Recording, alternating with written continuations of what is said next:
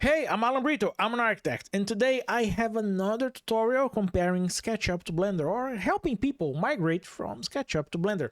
In case you are trying to use it for architecture and design, I want to talk today about areas or how to get areas of a surface in a very similar way to what you get in SketchUp. First of all, if you are not use it to get this type of information, why do we want or why do we need to get areas of surfaces in architecture and design? Well, there are many different reasons. For instance, you might want to get the area because of a local legislation. You are creating a design for a location, for a site that will only allow you to go until a certain threshold, so you don't want to cross that limit.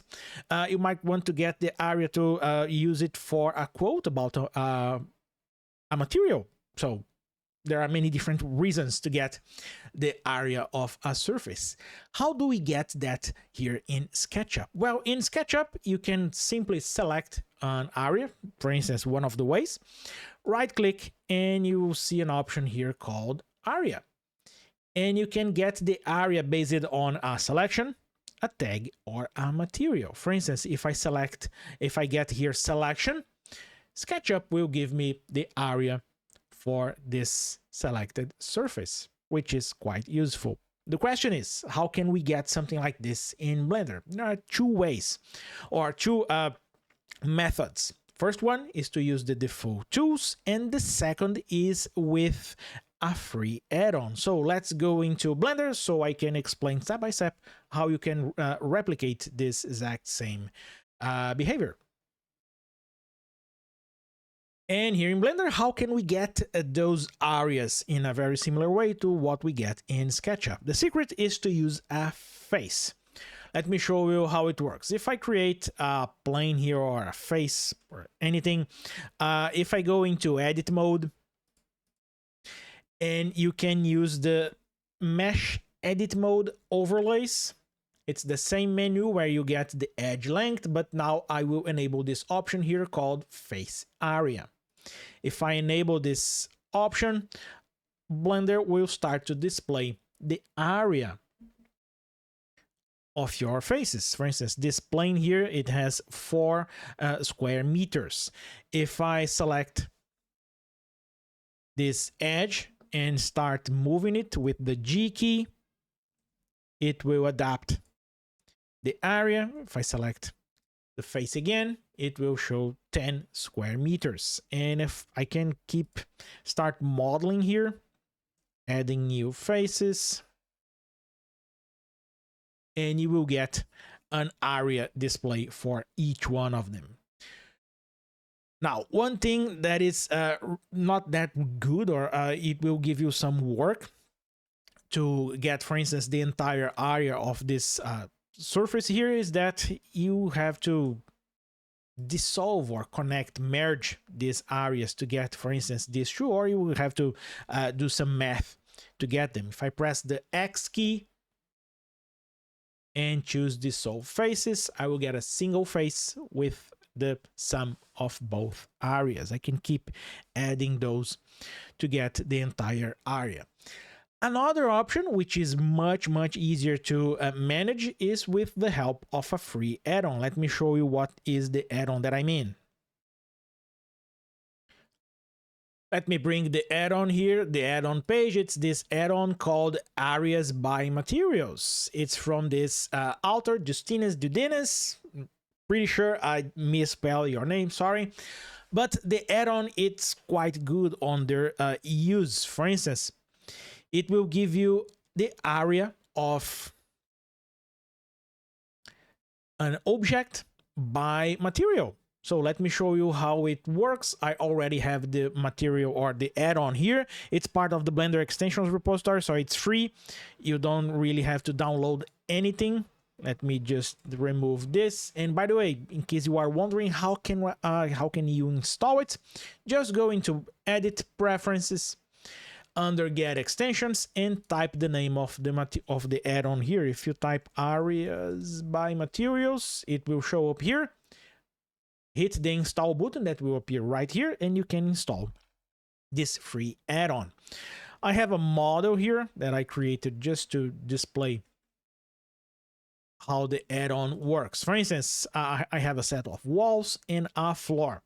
Let's inquire about the area of this object. It will show up here under the item tab on your 3D viewport sidebar.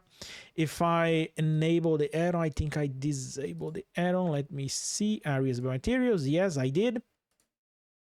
You can see that it will start displaying the areas right here. So I have this object selected, and the wall, it's 40 square meters, and the wood floor is 20 square meters. And how does it know what is the wall and what is the wood floor? Well, based on the materials. You can see that I have, it's the names of my materials right here that will show up right here. So it will display the area for those materials. If I start adding more materials in different surfaces, it will display the area. And not only that, it will also give me areas based on selections, which is quite useful. For instance, if I select two faces here, it will give me the area for the selected faces. I'm still showing up the face area. That's why it's showing the individual areas for each one of the surfaces. The same applies for the wood floor. I can select 4 or 3 of the faces, and it will show the complete or the entire square meters, the entire area for this objects. And the add-on even has a nice feature, a neat feature, where it will show a warning if you apply a scale and your scale is not 1. You can see here that my scale right now it's not 1, so the add-on will display a warning saying that the area is not accurate because I need to apply this scale. So in case you are using Blender for architecture and design, I strongly advise you to take a look into this add-on. It will help a lot to inquire or to replicate what we get in SketchUp into Blender. And this is it. I hope you liked this tutorial. In case you want to download the add-on straight from the Blender extensions repository, I will leave links in the description. And don't forget to leave a like and subscribe to the channel. If you want to keep learning more about how to use Blender for architecture and design, I will also leave links for my learning resources. It will support my work here in Blender 3D Architect. I have 2 books and workshops that will help you use Blender as a CAD tool. The first one is this book, Blender 5 Precise Modeling for Architecture, Engineering, and 3D Printing. And this book here, SketchUp to Blender, Migration Guide to Architecture and Design. In this page, you will find a preview of the pages, the table of contents. You can get a sample PDF. You can download the resources that I used for this book and much more. And of course, you can get the book itself as either an ebook or PDF. Links in the description. It will support my work here in Blender 3D Architect. Hope you like it. See you next time. Bye.